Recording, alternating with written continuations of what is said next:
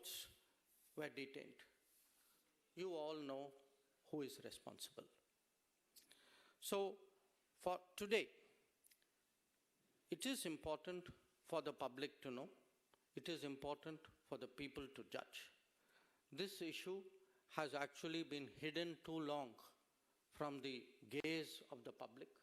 So, we believe today that, at a time when there are big debates and decisions going on in this country, that the full truth on Kachativu and on Tamil fishermen's activities and right of living should be placed before the public. That was the purpose for this press conference. I thank you for your attention in listening to me. Sir, you raised this issue and you said that you wanted to initially know who did it and why they did it, and now you say that you know why it was done. But why is this issue being raised right now? Is this because the BJP feels nervous in Tamil Nadu? That's the question that DMK and the Congress are asking.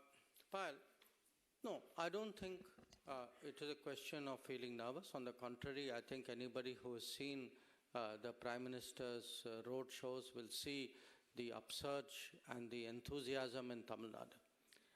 It is being raised because it has been very much a public issue. I mean, as I said, look, 5 years. I myself have written 21 times to the Chief Minister Stalin of Tamil Nadu. Every meeting, please look at the parliament records. Anything, there was a discussion even on an anti-piracy legislation. The DMK members stood up immediately and said, Kachativu, Tamil Nadu fishermen, we support it. But they should take responsibility for the actions of, their leader and their party and the state government which they led. And so should the Congress. I mean, if their policies, their conscious decisions and things which they had as a deal between them, if this deal led to this situation, they should own up to it. And why am I bringing it up? I am bringing it up today because fishermen are still being detained. Boats are still being apprehended. Issue is still being raised in Parliament.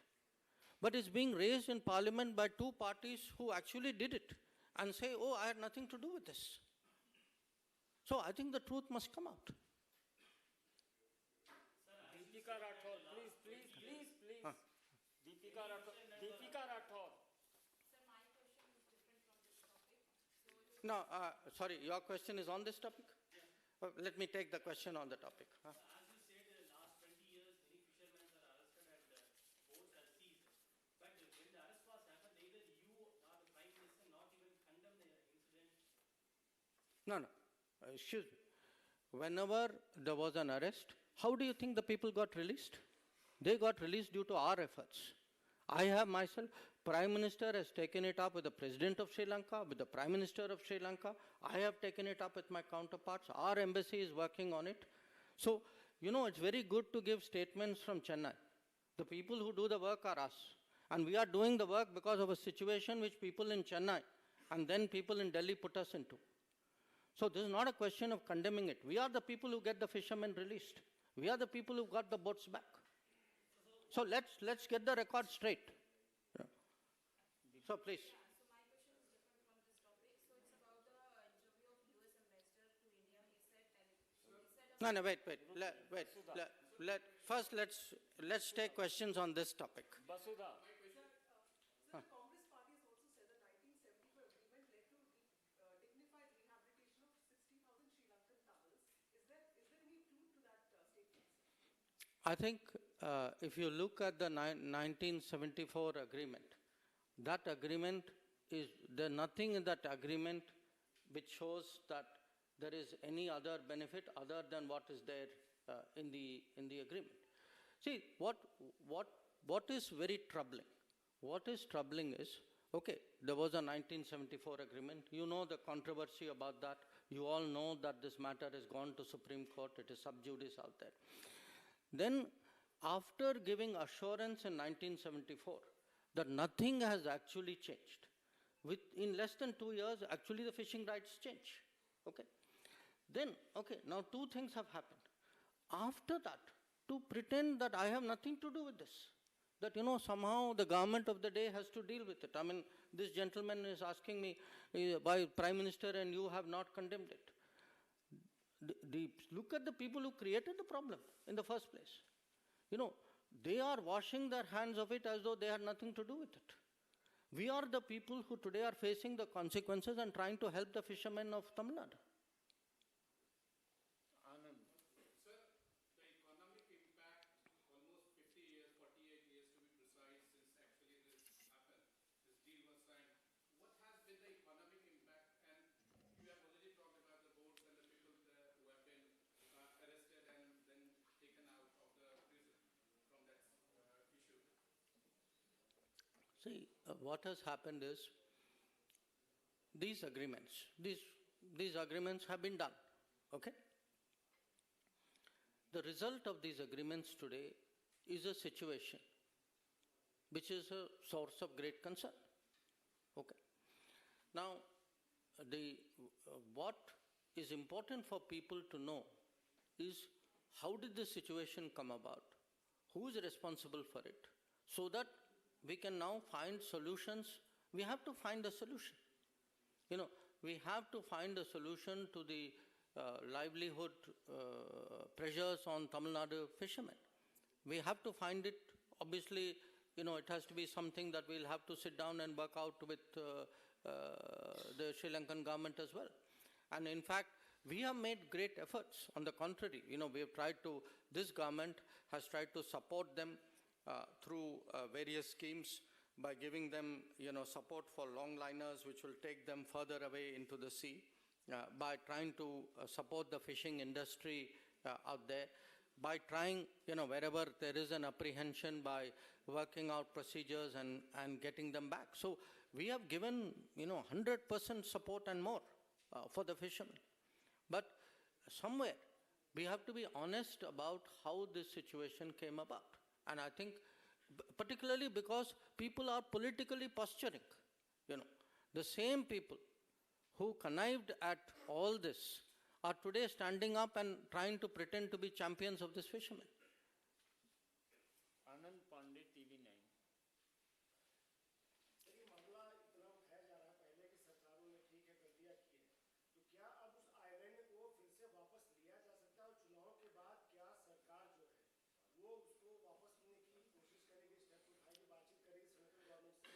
See, the issue, you again know, there are two writ petitions pending before the Honorable Supreme Court. So when a matter is sub judice, nobody speculates on this matter. Today, the issue is how did we arrive at this point? Who has the responsibility? And who is hiding what? People should know. So what will happen in the future? I think, as I said, matter is sub judice. Mohit Bhatt, Times Now. Sir, today Prime Minister Narendra Modi has tweeted and he's also attacked DMK on this issue. He has stated that DMK and Congress are on the same page when it comes to the giving away of Kachativu Island and how they only work for their family. And he has quoted reports that how then Chief Minister of Tamil Nadu, Karunanidhi, was taken into confidence by Indira Gandhi to give away this particular island. Mm-hmm. In fact, the Prime Minister is referring to exactly the matter which I have spoken about in great detail. The question of, the meeting which took place in June, the continuous contacts and the full information which was given to Tamil Nadu government from 1973 onwards. The fact that they were consulted before the talks, official talks took place with Sri Lanka. The fact that the Chief Minister was asked whether what was called the compromise solution was placed before him. The fact is he gave his assent to it. So all this is today a matter of public knowledge. So the reality stands, in the glare of sunlight, that the right to information has shown to the people of Tamil Nadu that actually the DMK very much connived with the Congress party in 1974 and thereafter in creating the situation which has happened. Sir, as you said, why the then Chief Minister Karunanidhi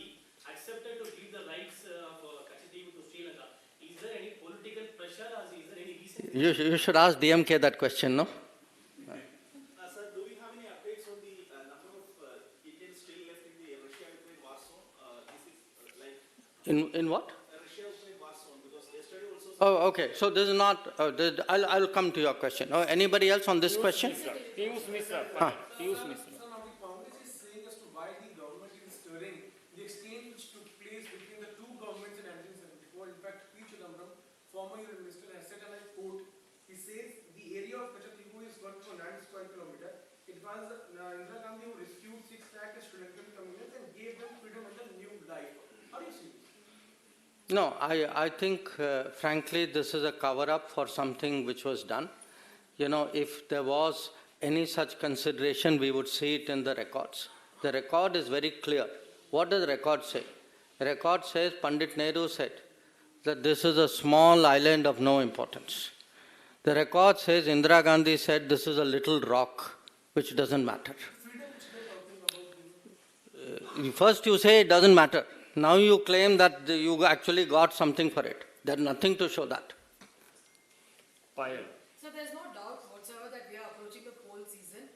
Through this press conference, through the documents that have been released, what is the message that the BJP is trying to give to the people of Tamil Nadu vis-a-vis political impact? No, look, I think it is important for the people of Tamil Nadu to know the truth about a very emotive issue on which the public has been misled for many, many years. The purpose, there is only one purpose for this press conference. That purpose is the public has the right to know.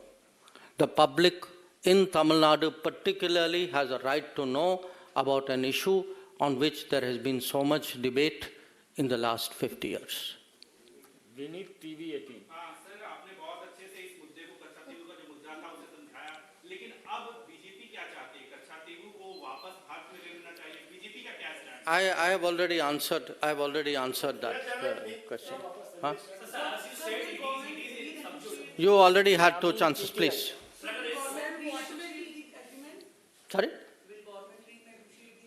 I think all of you are asking what I have already answered. The matter is sub judice before the Honorable Supreme Court. So let us do one thing.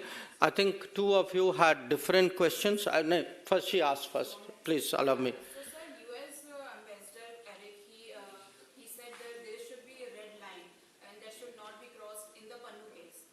He said there should be a red line in the bilateral relation about in the two countries like India and the US. How do you see? See, the US ambassador, as an ambassador, obviously will say what he thinks is the thinking of his government or the position of his government. I will say what is the position of my government. And the position of my government is that in this particular case, there have been certain information which has been provided to us, which we are investigating. And it is something we are investigating because we believe our own national security interests are involved in that investigation. So as and when we have something to say on that investigation, we would be very glad to speak about it. At this point of time, beyond the fact that there is an investigation going on, we have nothing more to say.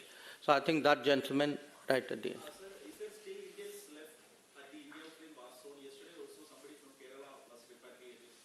So do we have any figure on that? You know, I had the Ukrainian foreign minister in Delhi just 2 days, 3 days ago. And my understanding is, yes, there are some Indians, there are some people who are working there, some people who are studying there. There are different people who are doing different things. So there are some people who have chosen to go back. Again, I want to say, we had given advisories asking people not to put themselves at risk. I mean, that is our duty as a government. But there are people who have chosen to go back. But if there is any situation, see, the Modi Sarkar, through its entire record, wherever any Indian is under any trouble, we have always made it a point to ensure their security. So if there is somebody in a situation, my advice would be they should reach out to the embassy, and I'm sure the embassy would respond. Job scam. Sorry? And they are forced to fight against Ukraine. Yeah. I'll end with that. I think in that case, we have taken it up very, very strongly with the Russian government, and we are trying to get all these people back to India safely. Sir, Ambassador also said in the same interview about the 1 minute. amount of resources. You know, the MES spokesman does his weekly press conference. Please let him earn his salary also. Huh?